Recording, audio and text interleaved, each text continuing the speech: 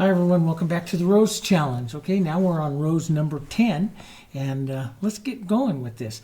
I have my board, same thing that I did with the number 1. Just to review, it is the tempered masonite. You can use regular hardboard, untempered hardboard, or tempered. If you put tempered on, you should put a couple of coats, a base coat on, or put a little sealer in it if you want, just to harden up that base coat. This base coat is, I make it with my white, and I make it with a touch of black and a touch of yellow. Any of those colors together there will work fine for you. Just make a nice light color, and I keep it up about a value 7 or 8 here. Okay. All right. So what I'm going to do now is I'm going to glaze it down. I think I'll work on a little bit darker one today, and I'm going to glaze it down with some. I'll take some water and my 3/4 inch brush. I'll take a little pine green here. Let's take a little blue, just a touch of blue into this. Makes a darker color here. I want to keep that nice. It's kind of warm, but a nice dark. And I'll just add some water to this, and we'll glaze this. Now see, I like this when I don't mix it up too well, and I can get some color streaks and stuff going through here. So we'll mix this up a couple of times, but you get some of these color streaks. Now we'll soften this with a paper towel so that we don't get too many streaks into it. Here, I'm just going to mix up some more. I'm not mixing up real well, so I get some streaks to it. See, I get a little bit of blue there, which I like, and we'll go over the whole thing here. And sometimes I leave the streaks quite heavy into it. It all depends on the contrast that I'm going to put onto a rose here. But I like to glaze down the darks over the lights, because that gives you some of these streaks. Now, for this, I'm going to soften it out just a bit, and I'm going to do that just by pushing a little bit with my paper towel while it's still kind of wet here.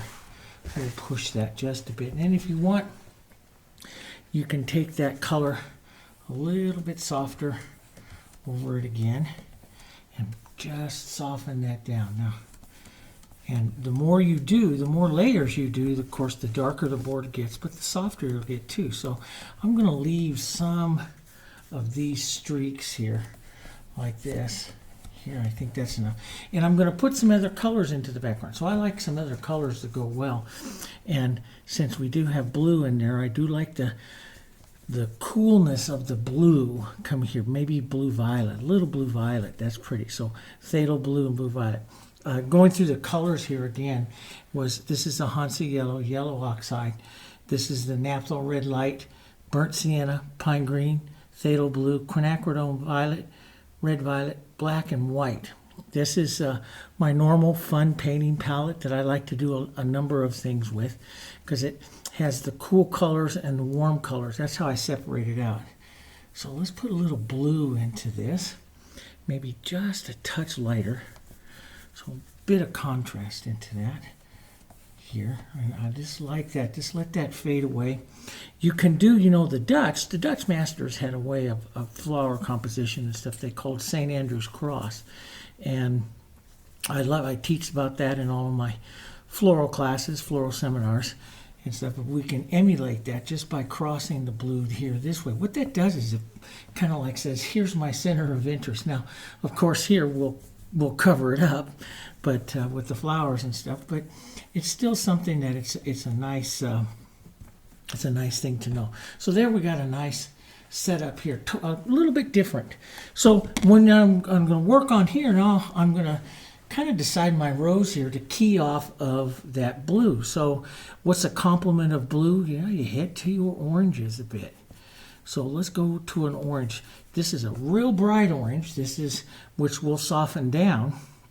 This is Hansa and naphtha red light. This is the normal mix that a lot of paint companies use to make what is called vermilion, a vermilion color. You can also use like a P05 and stuff, but we won't get too much into color theory. I'm just going to tone it down with just a little bit of the yellow oxide and a bit of the burnt sienna. That just tones it down just a bit. And let's come in here and push that in right in, so you just barely softly see where your rose is going to be. We'll let this kind of dry up just a bit because this blue will overpower this pretty quickly. But that's one reason why I like to use acrylics, because if I was in oils and I did this, it would be wet and you'd have to build and build and build. And I like the acrylics because I can dry them pretty quickly. I'm going to take some while I'm here. Let's put some blossoms with it. Burnt sienna and blue. Since I have that blue in that background, I look to that color as the color of my blossoms. There's all kinds of ways. I use red, violet, and green. I'll use blue and this, or blue and the naphtha red light, or blue and the burnt sienna. They all work. And then I'll lighten that up and see you get a nice gray color, which is a nice base color here for some blossoms. Let's put over little daisies or something that we want to paint. And I'm just lightly kind of putting an area here for where I want to have them here.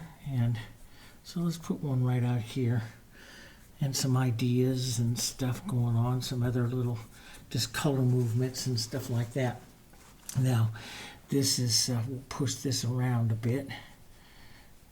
Even with that using just water, you can see that stays wet. That's a lot longer than I normally like. I like it to dry. But anyway, so I'm going to come in and we're going to set the 3 circles of the rose. I'll come in, set my my red, violet, and a little quinacridone. I love the quinacridone in this.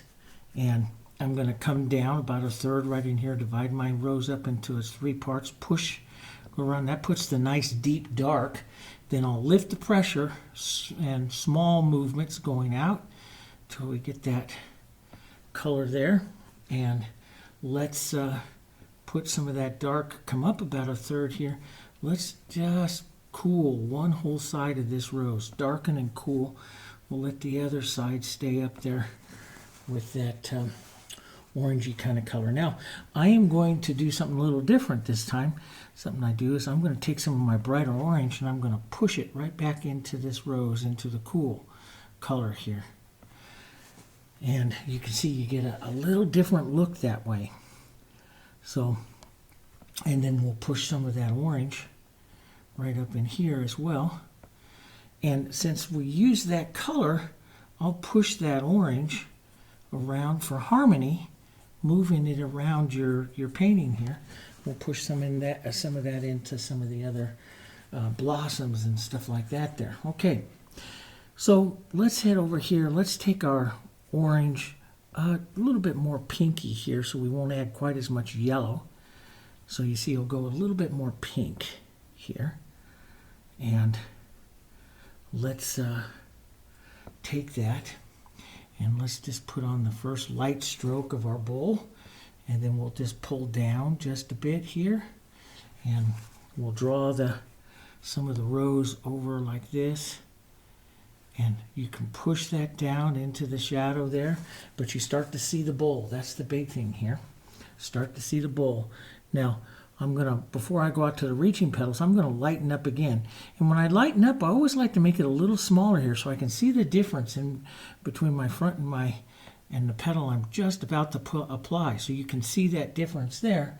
You'll see that difference there. Make a smaller one. Pull this down. Remember, pull this right into the shape of the bowl. And work your brush into the shape of the bowl here. Let's take it a little darker. If we go over to that shadow side there, let's cool this off so it's not quite as warm as that other side. It's a little cooler. All right, so we have that. Let's go back up here, maybe change the tone just a bit more pink. Let's take this light color right out here and let's pull in, stop at the bowl, pick up a little more color here. Pull in and stop at the bowl. I like about 3 strokes on the big front petals. Then you incorporate it. Just push in and out there, incorporate that. Let's take a little more light, a little more color. Pull this down here. Let's just soften that around. Pull that in. Let's put a little more cooler going around the other side. Let's put a little more red, a little more cooler violet into that. And let that just soften around here. Go around, just putting the movement of the flower there. come back to your light again, coming around to the front. We can have room here to maybe make one more. Here, push that right into the roundness of the bowl. Here, and then you have to start cooling it. We're heading to the shadow side, so start to cool this down. Look at the difference between your colors here. Maybe I'll pull these out here like this. Push that right into the bowl. Now, sometimes when I paint a rose, and like I just did on this one here, I will lose the bowl, the shadow of the bowl. That's where I go back and restate it. I never want to lose that bowl, because the bowl is what really makes the rose pretty. So we'll just put a little more color in there. Don't blend it up so much.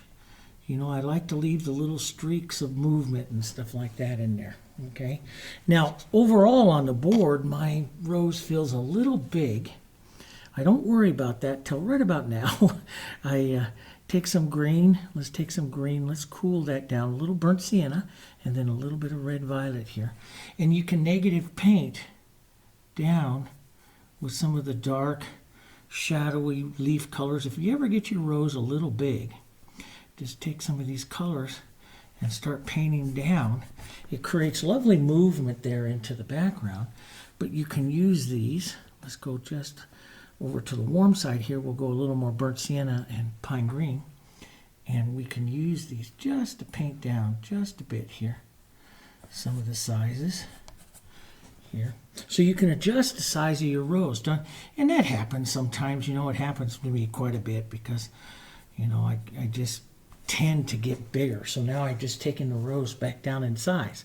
It's a nice way to do it, but then just take some of this color to make it look like you knew what you were doing. Just take some of this color and just push it around the board here. Then it looks like you just did all that on purpose. So no one ever picks it all up. So they just see the color moving. Okay, I'm going to get that green back out of my brush. I'm going to pick up some more light. Come back down in here to my warm and my light, and I want to make a nice light front side of the rose here. Pull that down, let that start to pick up the shape of the bowl. I like to pick up lots of paint when I make these strikes because, you know, it's the paint that really pushes the rose forward. So see, real quick strikes. I don't want to blend or anything too much. I don't want to take them too much, but I like that kind of movement that you get from hitting it several times. Model your brush a bit here with the color so it's not completely mixed up really well. And let's start another light petal right up here. Bring that down in. Bring it in shorter. Push that right into the bowl there like that. Puts in another smaller little petal. Different color of a rose for you today. We have a lot of different ways. A lot of different colors. Let's cool this down a bit. Okay, put a little bit of that cool. Try not to eliminate all the bowl there this time, Dave. If you do, you got to go put that bowl shadow back on. Okay, not a biggie. We can do that. Let's put a little cool color, rounding it down right into the shape of that bowl. Always preserve the shape of that bowl there. So that's kind of a nice shape. I could have more light out here onto the tip. Let's get that just a little bit. You know, I play between the orange and that light pink, and that's what gives you some pretty colors here. So it'll come out just a bit here. That's kind of pretty. I never was, for many years, I never was an orange person. I didn't like orange at all. But boy, you put that in combination with the pink, you can make some lovely rose combinations there with those, you know, those kinds of colors and stuff. But we can use this, go out to that petal edging technique, pick up a little bit on the edge here like this, and we can reset the edge. Now, if you push this right now, you'll pick up a little bit of that wet green that's underneath there, and that can sometimes give you a little bit of a transparency effect to that leaf, to that petal. See that? Gives a little translucence to it, and I like to do that. So sometimes I will put green out and around on my rose after I've got its main shape, and just push the petals out into the wet part of that green, and you get some nice translucency to it. Works really well. Let's lighten this edge up just one more time here and push that in. And we'll put another little stroke of the light right out here. Push that into the bowl here, just like that. That's kind of pretty. And then we'll, let's work a chiseled, so I got a little bit of a space here, so I can work some color onto my brush like this. Use the chisel of it right there in that space right there, and drop a little chisel petal in. Come back to some of your shadow. That's pretty much dry there. Now, if it's pretty much dry, all you have to do is just, and I should always put out a few drops of water, even dirty water like that. Just put that out, put it right into your color here, and you'll reconstitute that pink. You can do that for about an hour when you're painting, and you can just drop that right in to make sure you preserve that bowl shadow there. And drop that light right in. That looks kind of pretty. A little bit different. Let's put a little more light right here, maybe just an edge of that light here coming out. And that's kind of pretty. That's kind of a pretty rose. Okay, let's go out and paint some 5-minute blossoms here. Go take up some of our dark. That's a little dry, so I'll just add some water here, and see, you can reconstitute, pick up that color again here, and let's come right out here like this and put this lighter, almost like a daisy blossom kind of thing here. Push that one in. So I put a larger one, some difference coming in, always pulling into the center. Take your finger, push in and out a bit. That completes the movement there, right? Sometimes I add extender, not to keep this wet, but just because I like the bit of the transparency it gives it and the sliding that it gives. I don't like to paint wet into wet. I like to, you know, sometimes those of you that, you know, I painted in oils for years, but what always got me was I'd put a color on and then I'd start to touch it. You touch it a few too many times, it disappears into that other color, and it just got frustrating. And with the acrylics, I don't get that. I can let them dry and do some nice effects. Let's just darken this down just a bit here, right in here just a bit, and let's go to the back here to a little softer one, right along a little edge here. Just an idea of one right there. We said we might do one up here. Maybe we'll just give a little bit of a suggestion of that one. Maybe a suggestion of one down here, just like that. Let's take some pretty color. Let's take some yellow here, put a little water into that. Let's just run that through a bit. This is why I like the acrylic. See, this is already, it's grabbed onto the surface and tacked just a bit, and so you can tint on it like that without lifting the color. Now we'll pick up some more light, some more white. We'll come in, work fast. Don't play with it. You know, whites get dangerous because we start using them too much and they start to opaque out. So we'll put just a few little lights there. Okay, let's put a few more lights here. Always pointing towards following those. I like to follow the Dutch techniques. They'd always point some of the big petals of a flower and stuff towards their center of interest, the queen, which is that rose. And so, I mean, I just love their ideas, because they, by reading through their ideas, gave me all kinds of ways in which to create my own paintings. So I built on their history there. So here we go with that. And we'll put a few, just a little marks there like that. Now, we'll put some more stuff in there. I think like some of this violet that's real pretty there. Let's come back out. We'll put just a bit of extender. See, the extender doesn't reconstitute the paints like the water does. The water is the solvent for the paint. So water will reconstitute, extender won't. We'll put a little bit of the quinacridone into some of this. This just makes pretty, carries the harmony of those colors down. Just quick little touches. Just go, go, go. Don't play. Just go, go, go. And we can take a bit of our burnt sienna, a nice little warm. So there was the cool. Let's put a little warm in there on the low side here. Right down in there like that. That's a little bit more contrast. And let's take some yellow oxide first, then just tap in the corner of it here with some Hansa. Start in your main ones like this one. Light from the top, tap up here like this, then lift the pressure or turn your brush over and let it just soften out. So you're putting more to the top side there. And generally, if I add more, I have to add more Hansa yellow. That's what's coming off of the brush more than anything else. The yellow oxide's just there to help soften it. So I rotate the brush back and forth, sometimes use the other side. But I look for developing a light side, especially to these centers. The light side goes with where your light blossoms are on that, where your light blossom petals are on that. Let's put it that way. Just a bit down there like that. That looks kind of nice. Now we'll fill up everything with leaves.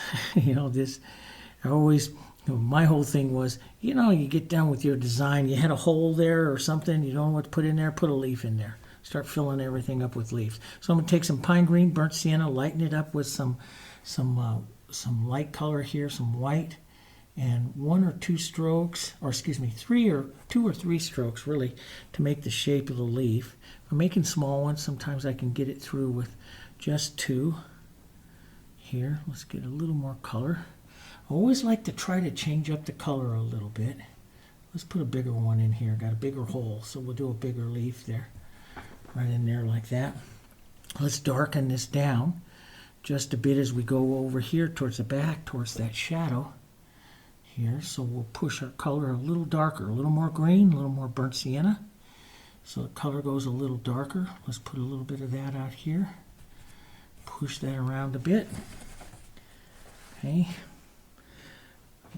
And you can also streak in make a different lighter, brighter. Put in a little Hansa, a little light, and streak in some lighter color, like right in here. That's, could be some light leaves, some colors there.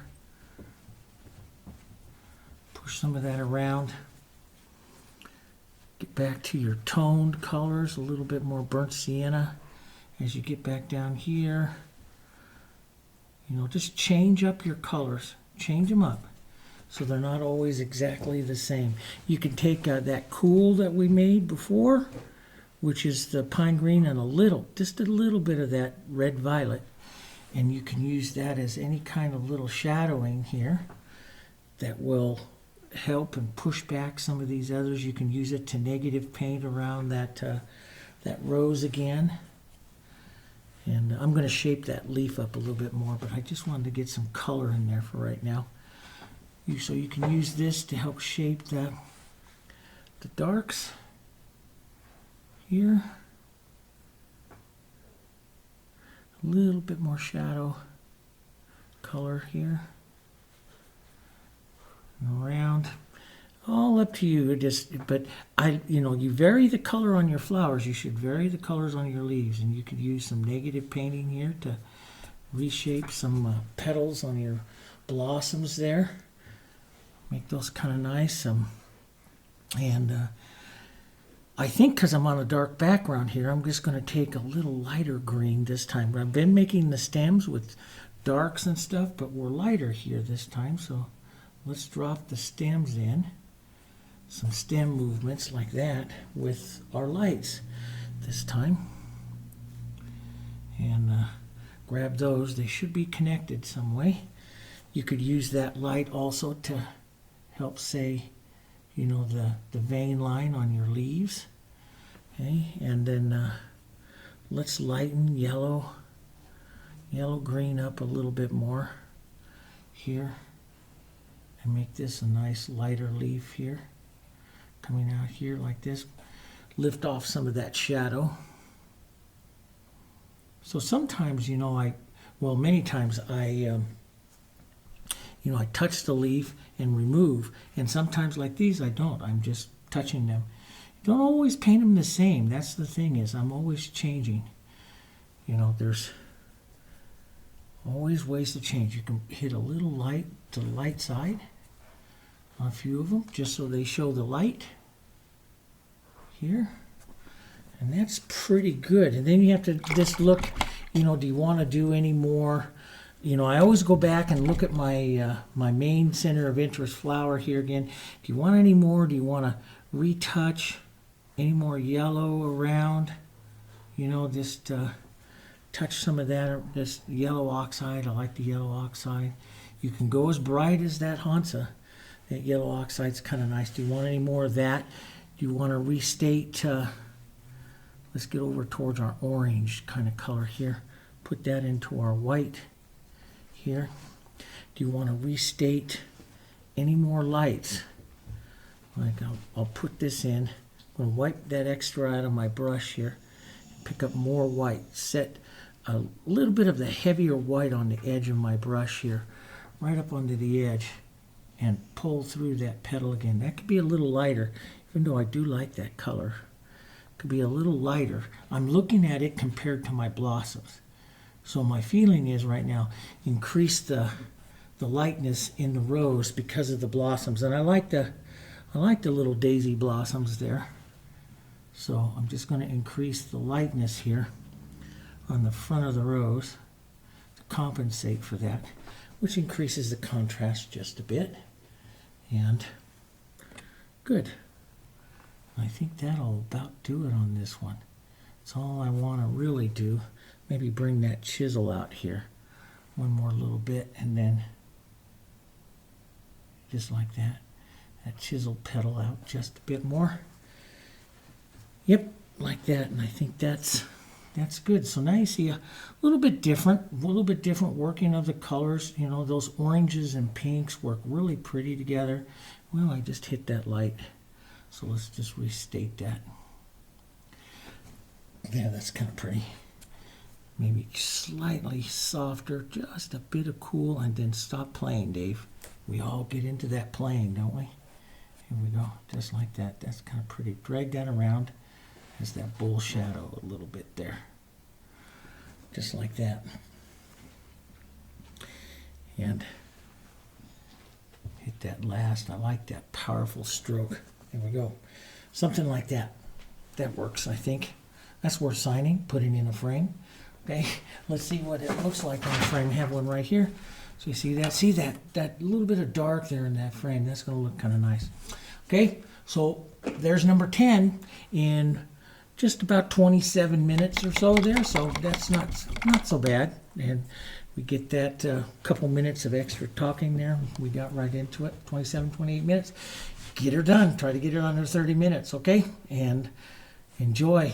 And don't forget to go over, if you want to download a photo, it's over on JanssenArtOnline.com. The links are in the video and stuff here. And you can go download a photo of the completed ones and stuff, okay?